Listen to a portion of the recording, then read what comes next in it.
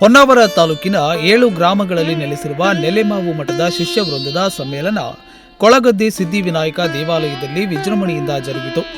ಸೀಮಾ ಸಮಾವೇಶಕ್ಕೆ ಆಗಮಿಸಿದ ನೆಲೆಮಾವು ಮಠದ ಶ್ರೀ ಮಾಧವಾನಂದ ಭಾರತೀ ಸ್ವಾಮಿಗಳು ಮತ್ತು ಶಿರಳಗಿಯ ಶ್ರೀ ಚೈತನ್ಯ ರಾಜಾರಾಮ ಕ್ಷೇತ್ರದ ಶ್ರೀ ಬ್ರಹ್ಮಾನಂದ ಭಾರತೀ ಸ್ವಾಮಿಗಳನ್ನು ಶಾಸ್ತ್ರೋಕ್ತವಾಗಿ ಬರಮಾಡಿಕೊಳ್ಳಲಾಯಿತು.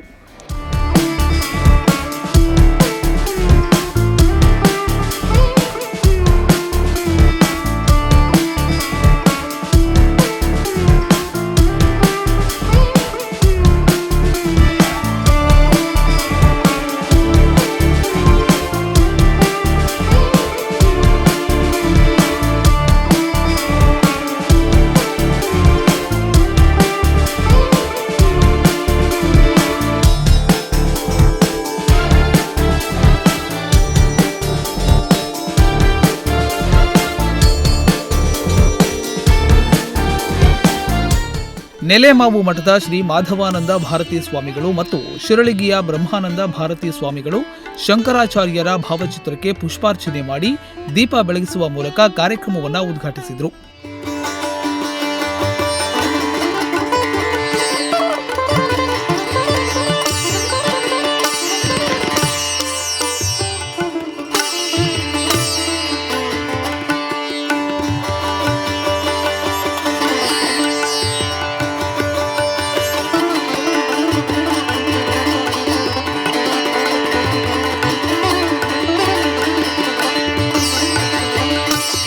ಬಳಿಕ ಆಶೀರ್ವಚನ ನೀಡಿದ ಶಿರಳಗಿಯ ಶ್ರೀ ಚೈತನ್ಯ ರಾಜಾರಾಮ ಕ್ಷೇತ್ರದ ಶ್ರೀ ಬ್ರಹ್ಮಾನಂದ ಭಾರತೀ ಸ್ವಾಮಿಗಳು ಬ್ರಾಹ್ಮಣರ ನಿತ್ಯ ಕರ್ಮ ಪಂಚಯಜ್ಞಗಳ ಆಚರಣೆಯ ಕುರಿತು ಮಾರ್ಗದರ್ಶನ ನೀಡಿದರು.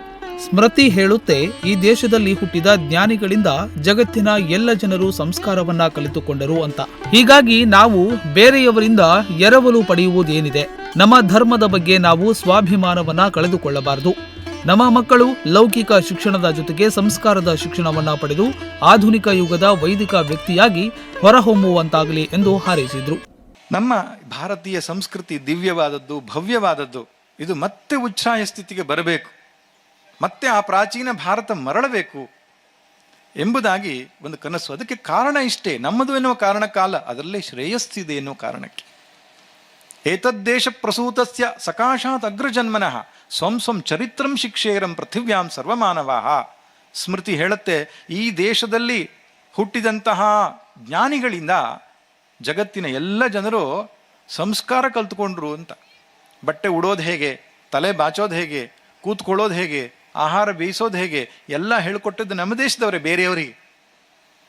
ಅಂತಹ ಭವ್ಯ ಸಂಸ್ಕೃತಿಯನ್ನು ಹೊಂದಿದಂಥ ನಾವು ಅವರಿಂದ ಏನು ಎರವಲಾಗಿ ಪಡೆಯುವಂಥದ್ದು?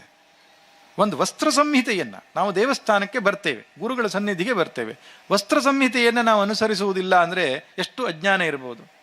ಮಹಿಳೆ ಯಾವ ಬಟ್ಟೆಯನ್ನು ಧರಿಸಬೇಕು, ಪುರುಷ ಯಾವ ಬಟ್ಟೆಯನ್ನು ಧರಿಸಬೇಕು, ತಿಲಕ ಧಾರಣೆ ಮುಂತಾದವುಗಳನ್ನು ಮಾಡತಕ್ಕಂಥದ್ದು, ಶಿಖಾ ಮುಂತಾದವುಗಳನ್ನು ಬಿಟ್ಟು ನಮ್ಮ ಸ್ವಾಭಿಮಾನವನ್ನು ನಾವು ಯಾಕೆ ಬಿಡಬೇಕು?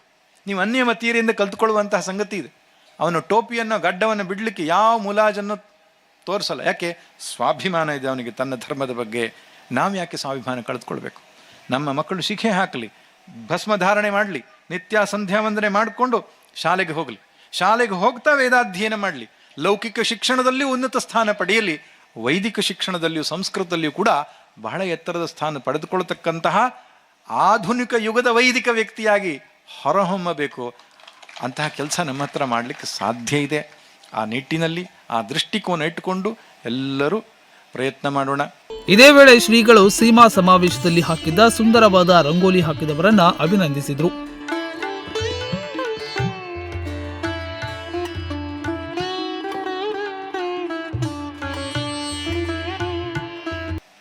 ಇನ್ನೊಂದು ವಿಷಯ ನಾನು ಹೇಳಬೇಕು. ನಿಮ್ಮ ಎದುರಿಗೆ ಒಬ್ಬರು ರಂಗೋಲಿ ಹಾಕಿದ್ದಾರೆ, ಬಹಳ ಸುಂದರವಾಗಿ ರಂಗೋಲಿ ಹಾಕಿದ್ದಾರೆ. ಯಾರದು ಹಾಕಿರ್ತಕ್ಕಂಥದ್ದು? ಅವರಿಗೆ ಭಗವಂತನ ಆಶೀರ್ವಾದ ಇರಲಿ. ಬಹಳ ಸಮಯವನ್ನು ತೆಗೆದುಕೊಂಡು ಸುಂದರವಾದ ರಂಗವಲ್ಲಿಯನ್ನು ಬಿಡಿಸಿದ್ದಾರೆ. ಅದರಿಂದ ಅಂತಹ ಕಲೆ ನಮ್ಮಲ್ಲಿ ತುಂಬಿಕೊಂಡಿದೆ. ಸ್ವಲ್ಪ ಅದಕ್ಕೊಂದು ರೂಪುರೇಷೆ ಕೊಟ್ಟರಾಯ್ತು ಅಷ್ಟೇ, ಎಲ್ಲ ಸರಿ ಹೋಗ್ತದೆ. ಸಂಜೆ ನಡೆದ ಸಮಾರೋಪದಲ್ಲಿ ಶ್ರೀ ಮಾಧವಾನಂದ ಸ್ವಾಮಿಗಳು ಶಾಸ್ತ್ರ, ನಿತ್ಯ ಕರ್ಮ, ಭಗವದ್ಗೀತೆ ಮತ್ತು ಶಂಕರ ತತ್ವಗಳ ಕುರಿತು ಮಾತನಾಡಿ ಸಪ್ತಗ್ರಾಸೀಮೆ ಎಂದು ಹೆಸರಿಟ್ಟರು. ಜಾಗೃತಿಗಾಗಿ ಸೀಮಾ ಸಮಾವೇಶದಲ್ಲಿ ನಾವೆಲ್ಲರೂ ಒಂದು ಪ್ರತಿಜ್ಞೆ ಮಾಡೋಣ. ಏನಂದರೆ, ನಾವು ಇವತ್ತಿನ ದಿವಸ ಇವರೆಲ್ಲರ ಸುಮಾರು ಬೆಳಗಿನಿಂದ ಇಲ್ಲಿ ತನಕ ಅನೇಕರ ಇದನ್ನು ಕೇಳಿದ್ದೇವೆ, ಉಪನ್ಯಾಸಗಳನ್ನು ಕೇಳಿದ್ದೇವೆ, ಧರ್ಮದ ಬಗ್ಗೆ ಉಪನ್ಯಾಸವನ್ನು ಕೇಳಿದ್ದೇವೆ. ಹಾಗೆ ಧರ್ಮಾಚರಣೆಯನ್ನು ಮಾಡ್ತೇನೆ.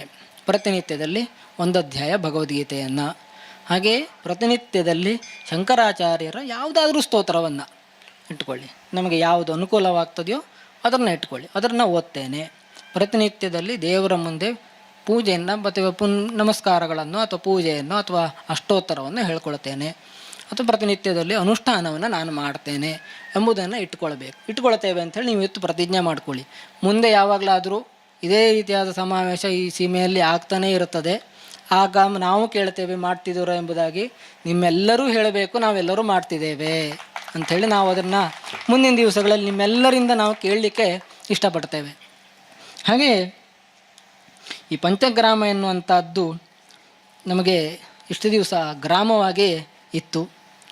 ಇವತ್ತು ದಿವಸ ನಾವು ಪಂಚಗ್ರಾಮವನ್ನು ಸೀಮೆ ಎಂಬುದಾಗಿ ಘೋಷಣೆಯನ್ನು ಈ ಸಂದರ್ಭದಲ್ಲಿ ಮಾಡ್ತಾ ಇದ್ದೇವೆ. ನೆಲೆಮಾವ ಮಠಕ್ಕೆ ಇಷ್ಟು ದಿವಸ ಒಂದೇ ಸೀಮೆಯಾಗಿತ್ತು, ಇವತ್ತಿಂದ 2 ಸೀಮೆ.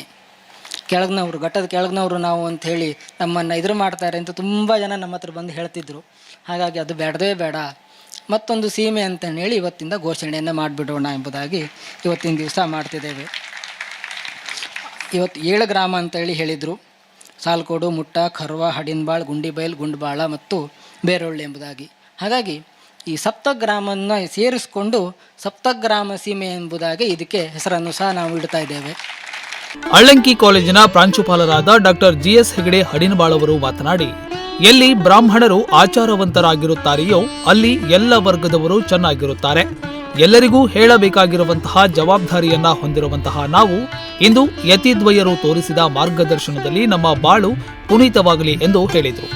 ಖಂಡಿತವಾಗಿಯೂ ನಾವು ನಿತ್ಯ ಕರ್ಮವನ್ನು ಮರೆತಿದ್ದೇವೆ. ಎಲ್ಲಿ ಬ್ರಾಹ್ಮಣರು ಆಚಾರವಂತರಾಗಿರ್ತಾರೆಯೋ ಅಲ್ಲಿ ಎಲ್ಲ ವರ್ಗದವರು ಕೂಡ ಚೆನ್ನಾಗಿ ಇರ್ತಾರೆ.